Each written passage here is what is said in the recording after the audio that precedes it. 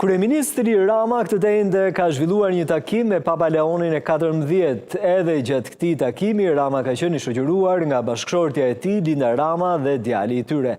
Mësohet se më pas u zhvillua një takim në sekretarinë e shtetit të Selisë së Shenjtë me kardinalin Pietro Parolin dhe imzot Paul Richard Gallagher.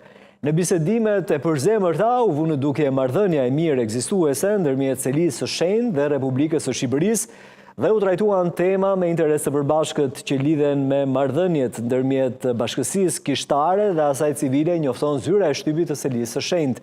Ndër temat në qendër të bisedimeve ishin edhe çështjet kryesore rajonale, përfshirë situatën në vendet e Ballkanit Perëndimor dhe rrugtimin e Shqipërisë drejt integrimit të plotë në Bashkimin Evropian.